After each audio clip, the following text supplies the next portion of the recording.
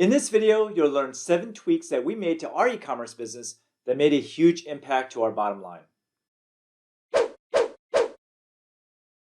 If you enjoyed this video, don't forget to hit the subscribe button and be sure to hit the bell button to be notified when new videos come out. Now, sometimes a seemingly insignificant change to your web design and development and/or online strategy can pay huge dividends.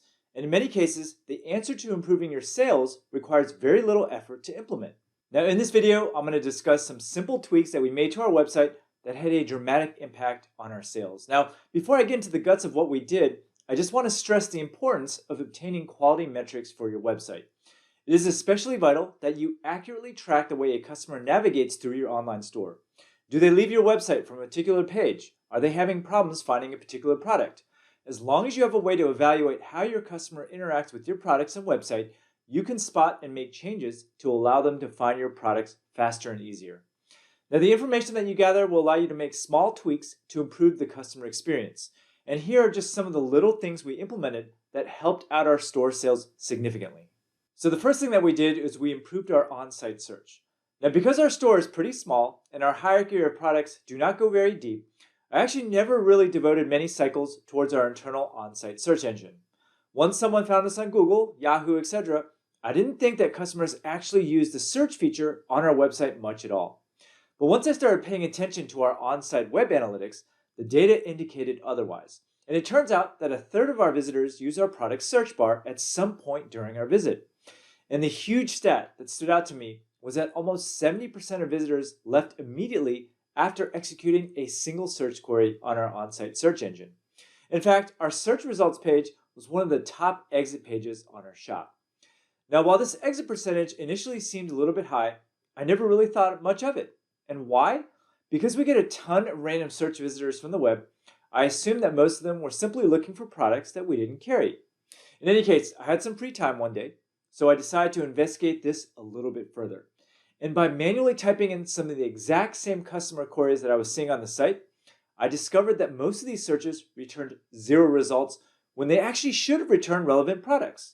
Was our search engine busted all this time?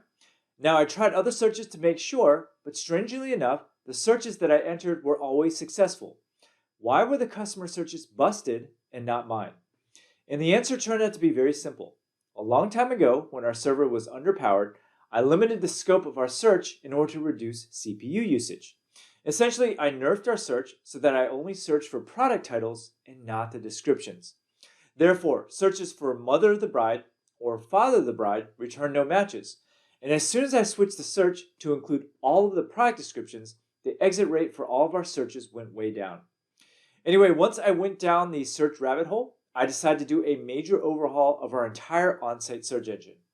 Now, I'll probably make a special video just covering this topic, so stay tuned, but the changes that I made were actually quite involved. Now, the second thing that we did is we made mobile checkout easier. Now, if your online store website is anything like mine, chances are that your mobile traffic is probably increasing exponentially every year while your desktop traffic remains flat. More and more customers are making transactions on their tiny little mobile phones, but the main hurdle to generating mobile sales is that it is a pain in the butt to check out. Not only does the customer have to enter in their name and address on a tiny little screen keyboard, but then they have to dig deep into their wallets for a credit card and type in the numbers. What a pain, right? Now, the single most important conversion tweak that you can make to your site is to allow checkout with the least amount of typing possible. So for example, we recently implemented PayPal One Touch, which was a major contributor to our increase in mobile conversions this past year. PayPal One Touch is now actually called PayPal Checkout, and it allows you to automatically import all of your customers' information so they don't have to type it all. Now, I know personally that I'm too lazy to buy from my phone because I hate typing in credit card numbers, and PayPal solves this problem completely. Now, going forward, I see services like Apple Pay and Android Pay becoming much more essential because they already have all of your information stored in the cloud and you don't have to type in anything when you shop on a mobile phone. And going forward, you should expect Facebook and Instagram to make major strides in e-commerce as well. So bottom line, if you are not reducing checkout friction on your mobile site, you must do so as soon as you can. The next tweak is that we implemented the Turner technique. Now, email continues to be a huge contributor to sales for both my online store and my blog. And as I mentioned before, email brought in over 30% of my sales for my e-commerce store. And for mywifequitajob.com, email continues to bring in over 90% of my revenues. In fact, I can tell you exactly how much every email subscriber is worth to me. And because email is so important, I actually spend a lot of time trying to tweak my email opt-in rates. Now, I've tried many things over the years, from pop-ups to slide-ins to static forms, but the Turner technique has been by far the most effective tweak that I've ever made to an email sign-up form ever. So what exactly is a Turner technique? It is a strategy that my friend Brandon Turner taught me that doubled my email signups almost immediately. Now, instead of placing a box around your email forms to make it stand out, you should instead make your forms blend into the content. And it turns out that people see a big box and assume that that's the end of your content and leave. But by blending your forms, people are much more likely to see the offer. Now, the next tweak that we made is that we removed guest checkout. Now, for some strange reason, every single shopping cart that I've ever used provides the ability for a visitor to create an account during checkout. Some carts ask a customer to decide whether they want to create an account up front on the first screen, while others like Shopify are much more subtle and ask for a password during checkout. Now, in theory, creating an account is a good thing. It allows a customer to avoid having to type in their information on a subsequent visit to streamline the checkout process. But in reality, it actually causes nothing but headaches and confusion. Now, first off, very few people actually want to create an account. Creating an account implies that you are saving their information, which you are, for future marketing opportunities, and most people are reluctant to do so. Second of all, people who actually want to create an account often forget their passwords, which creates extra friction during the checkout process. Now, before we eliminated accounts, we were actually getting several phone calls a week from customers who forgot their passwords, couldn't figure out how to reset them, and wanted to check out over the phone as a result. Now, if we're getting 3 phone calls a week about this, I'm betting that there's 10x more people out there who don't call and bail as a result. And once we eliminated accounts, all these phone calls stopped. Now, here's the thing. Outside of our wedding planner and hotel clients who buy from us regularly, very few of our customers actually need an account. And the advantage of account creation is further mitigated by services like PayPal One Touch, which we just talked about, that already store a customer's address and payment info.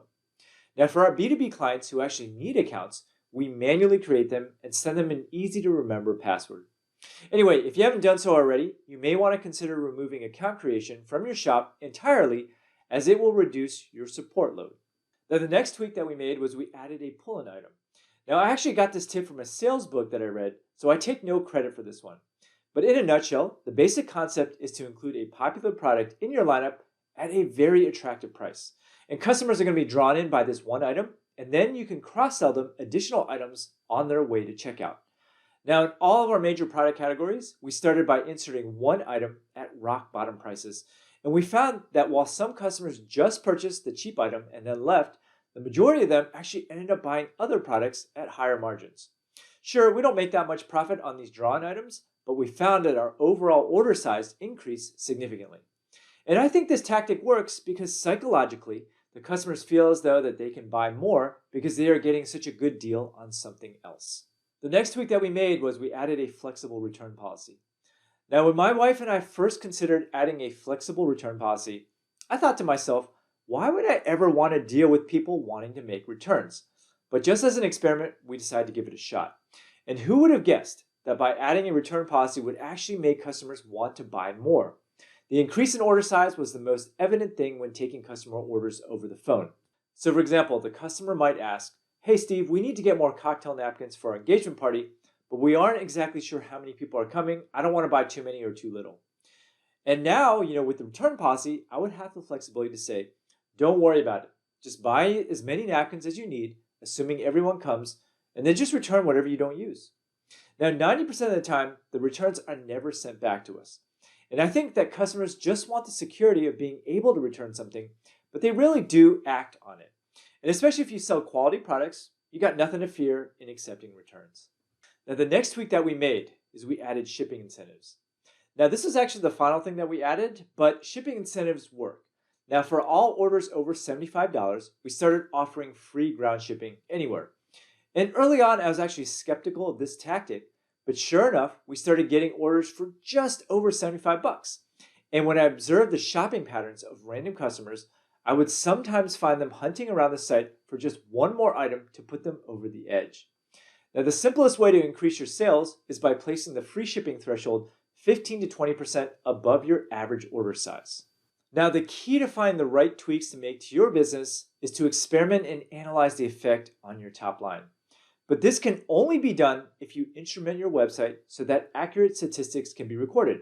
And not every sales strategy will work for everyone, and sometimes it takes a bit of trial and error to get things right. Now, the above tweaks that I just talked about took very little time to implement and made drastic impact on our sales. So I recommend that you just try them and see what happens. Hope you enjoyed this video. Now, if you like what you saw, there's actually a lot more where that came from if you subscribe to my channel below. And if you are interested in learning how to sell physical products online, then click over here and take my free 6-day mini course where I'll walk you through everything that you need to know to get started in e-commerce. Thanks for watching.